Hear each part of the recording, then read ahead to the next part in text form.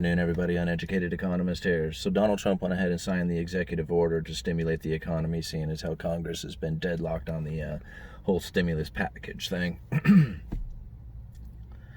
But it doesn't have like the stimulus checks going out. This is for like keeping the unemployment going. I guess it's cut back from 600 down to 400. Gonna give all the working people out there a tax break. He's gonna cut the federal taxes. And now I'm not sure about this one. Is he gonna cut it like completely away? I mean, is like so we don't pay any federal taxes out of our check, or is this just a partial thing? I didn't quite read up enough on it to really figure that one out. I just figure, when it happens, it happens. I don't really, like even when it came to the stimulus check, I didn't even really think about it until it actually showed up. It was just like, okay, if we get it, we get it. If not, I'm not, counting on it, because a lot of people out there, I mean, I know people who are still waiting to get their unemployment. They like were unemployed, couldn't get a job, found another job, went on work, and still haven't received the back unemployment benefits from the time that they were unemployed. It's just like, it's ridiculous out there. So like counting on government for anything is like, you're taking your chances when you do that. But the real thing taking place, though, I think is like in the gold prices in these commodities, and lumber especially. Now I know I sound like a broken record when we talk about lumber, but I'm like the only person out there who discusses lumber on a regular basis. And the lumber prices are just skyrocketing right now, and we saw lumber futures on Friday. I think at one point I saw them up over 660 per thousand, and I think they closed around 645 if I remember right for September future contracts. And it is a crazy time out there in the retail market when it comes to lumber. I mean, I've been Googling like lumber shortage just to see the different areas of the country that I'm finding articles from, and it is nationwide. There is no place that there is not a shortage of lumber taking place right now. All the mills are in the same place. I get this lumber update emailed to me, and I don't know if it's something that I mean, I don't think it's like any kind of secret, anything that's as far as the information in here. The only thing I don't have is any like proof to back it up, like to go and get the articles off the internet like I like to do and put them down in the description. I can't do that with this letter, but it talks about the different regions throughout the nation, and every region is exactly the same. They will pay any price, and it's going to be 4 to 6 weeks out.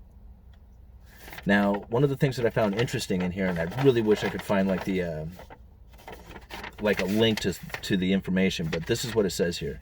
Through May, Canadian production was running 15.9% behind the same period a year ago, with British Columbia down 25.2% year over year. Production is also down 5.5% in the western U.S. Across North America, that totals about 1 billion board feet less production than a year ago. 1 billion less board feet this year, during a time when there was a demand for it that was unexpected during the COVID crisis. They even say in here at some point, now, and this is where I tried so hard to find like the information on it. I wanted to find the mill so I could share the link with you, because since I can't find it, it's hard to like use it as information. But they're saying that there's mills who are still having issues with COVID cases. So somebody comes down with COVID, they have to shut the mill down, they clean up the mill, and then they can open up back up again. I'm assuming it's something like that, but since I can't find the information on it, I can't share it with you guys.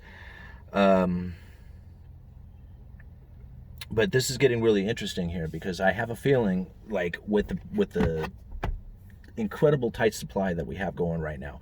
You think about it, 4 to 6 weeks out. That means you have to be sitting on inventory right now and order your inventory for 6 weeks ahead. So you got to burn through all this inventory, and then when that new inventory comes, you hope that you have sold the inventory that you have, because there's no way of being able to like plan adequately right now. So if the demand is high, everything's cool. But if everybody buys up on this inventory and all of a sudden we go into something like a lockdown, like the Fed is asking for now, or at least not Fed, that I can never say his name right, but I'll find the link and I'll leave it down in the description. The Fed president who's saying that we should go through a 6-week lockdown almost immediately. And then, I read the article and I was like, okay, everything he says makes sense. The only thing that doesn't make sense to me is like, he's no doctor. He's no forecaster of like health. He's a banker, right?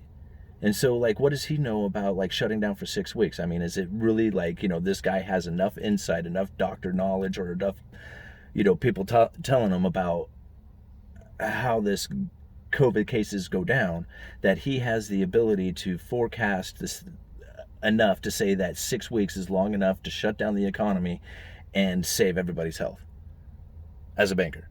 Now, like, if it was, like, some high-speed doctor or something like that saying it, I'd be like, okay, well, this guy kind of makes sense. But for a banker to say it, it's just like, okay, well, he must have banking thoughts in mind. So what is it that's taking place here? Because I have a feeling that these lockdowns are not necessarily for health benefits. I think it's to hide the fact that the dollar is churned. So they use the COVID case. They're like, oh, we locked down, and it was just like, this is what caused the recession. Now you don't have anybody to blame it on. You have this sickness to blame it on. But you don't have to point it at the government. You don't have to point at bankers because they're not the ones who did it. It was this illness. And now here we are. We're about ready to turn in the economy again. The stimulus packages have to come out or else we're going to crash. Executive orders are proving that. And so we're sitting in a situation where we're about ready to go into lockdown again, and the banker is the one who's like advocating it. Why? Because if we don't go into lockdown and blame it on the sickness, then we're going to have somebody else to blame it on.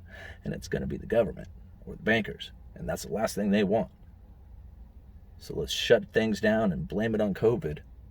And then we can, pass whatever laws that we want and print up as much money as we want and, open up other lending facilities during unusual and exigent circumstances. Anyway, sorry, I didn't mean for that to run into a rant there. Uneducated Economist, you guys let me know.